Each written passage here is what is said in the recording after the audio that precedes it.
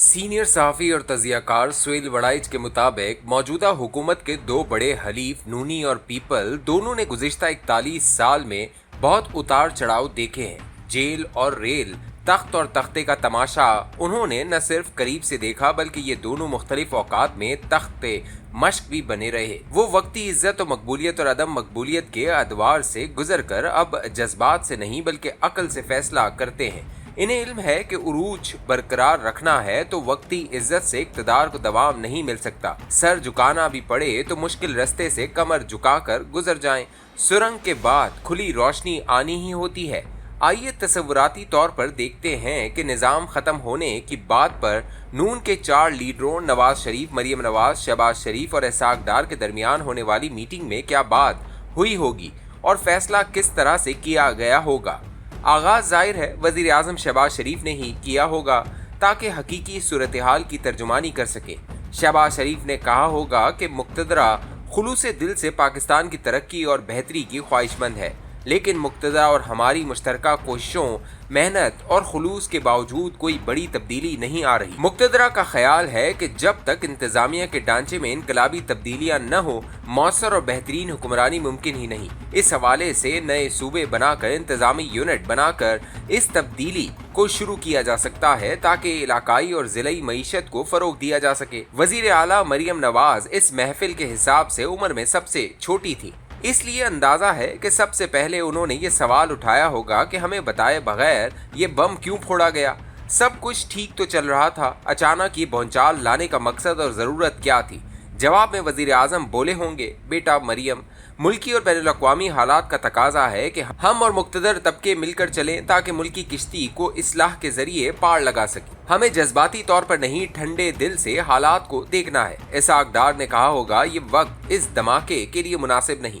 कश्मीर, पख्तूनख्वा और बलूचिस्तान में आग लगी हुई है। सिंध और पंजाब पुरसुकून है, वहाँ ये वक्त धमाका करके आग लगाने का नहीं।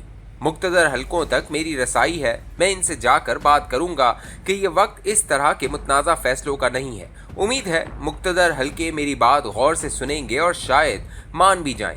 मीटिंग के आखिर में नवाज शरीफ ने इख्तितामी फैसला किया होगा और कहा होगा कि शहबाज, ये गैर मुनासिब काम हुआ है। ये एक तरह से सियासत की पीठ में छुरा घोंपने के मुतरादिफ है, लेकिन डार साहब की ये बात दुरुस्त है और तुम्हारी राय से भी मैं इत्तेफाक करता हूँ कि मुक़्तदरा और नून का ये लड़ने का वक्त नहीं। शहबाज साहब और डार साहब जाकर रावलपिंडी बात करें। फ़िलहाल नून कोई रद्दअमल न दे। अगर कोई तब्दीली लानी है तो बारीक बीनी से बैठकर मुक़्तदरा और नून की क़यादत इकट्ठे फैसला करे। दूसरी तरफ पीपल के सदर बाप और बेटे बिलावल भुट्टो में भी इस मौजू पर मशवरा हुआ होगा।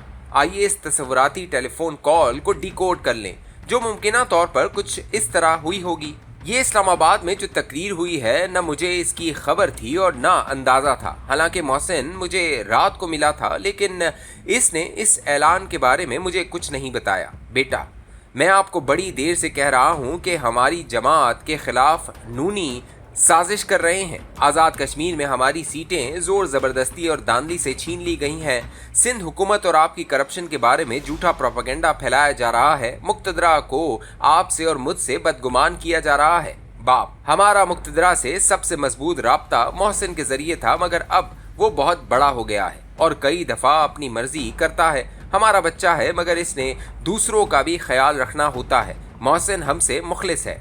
बेटा, आपके दोस्त माजी में हमेशा हमें मरवाते रहे हैं। बजाते खुद मोहसिन तो बहुत अच्छा है, मगर इसको भड़काने और बहलाने वाले बहुत हैं। हमें मोहतात रहना होगा।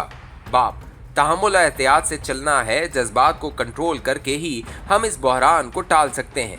नूनी और पीपल कैंपों की तस्वुराती गुफ्तगू और मशवरों से ये अंदाज़ा लगाया जा सकता है कि वज़ीर दाखिला की तरफ से चलाए गए बम ने सियासत में कहाँ कहाँ और किस को कितना मुतासिर किया है। अकल के बगैर उरूज ज़्यादा देर बरकरार नहीं रह सकता। अकल, इज्जत और उरूज के सियासी इस्तेमाल और असरात पर पहले एक सच्चा वाक़या सुन लें। मरहूम और मकफूर इकबाल टिक्का दाना दोस्त और मुशफ़िक व मेहरबान सियासतकार थे। उन्होंने कहा कि भुट्टो इक़्तिदार से उतर गए तो ज़ियाउल हक ने दोबारा नए इंतखाबात का ऐलान कर दिया। पीपल्स पार्टी ने टिकटों का ऐलान करना था। इकबाल टिक्का आरिफ वाला से कौमी असम्बली के टिकट के ख्वाहिशमंद थे। भुट्टो ने टिकटों के ऐलान से एक दिन पहले इकबाल टिक्का को मुलाकात के लिए बुलाया और कहा, देखो टिका तुम मेरे दोस्त हो, ये बताओ तुम भुट्टो के दोस्त रहना पसंद करोगे या टिकट लेना।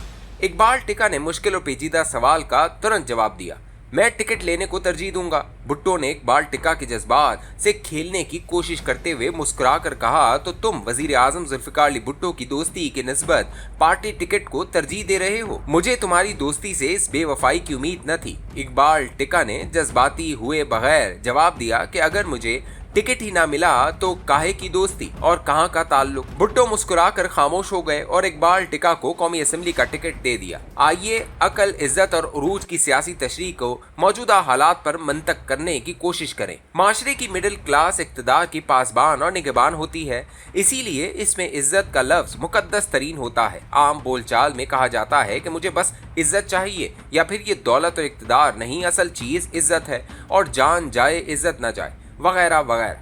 भारत की एक फिल्म में मिडिल क्लास के इज्जत के तस्वुर को इज्जत कहकर इसका मजाक उड़ाया गया। फिल्म तो खैर फिल्म है, इसमें हकीकत कम और अफसाना ज्यादा होता है, मगर अहले इक़्तिदार और उरूज व कमाल वाले अपनी अकल से इज्जत की निस्बत इक़्तिदार को तरजीह देते रहे हैं। इनका फलसफा ये होता है कि सियासत उरूज व जवाल का खेल है। इज्जत, बेइज्जती, ऊंच नीच, इस खेल के दावपेच दाना पहलवान मुखालिफ की कमजोरी पकड़कर बार बार वही दाव खेलता है। अपनी कमजोरी हो तो इसको जाहिर नहीं होने देता। अजीम बॉक्सर मोहम्मद अली अपने मुखालिफों को अपने पेट पर वार करने देता था, जबकि मुंह और सर को अपने मुक्कों से छुपाकर बचा लेता था। मुखालिफ पेट पर वार करके थक जाता तो मोहम्मद अली जारहाना अंदाज इख्तियार करते हुए मुखालिफ को नॉकआउट कर देता। बॉक्सिंग और पहलवानी तो खैर जिस्मानी ताकत और हुनर के खेल हैं, जबकि सियासत ताकत, गैर जज्बातियत और अकल का खेल है, जिसके हर दाव पेच को सोच समझकर और इसके मुमकिन असरात सामने रखकर खेलना पड़ता है।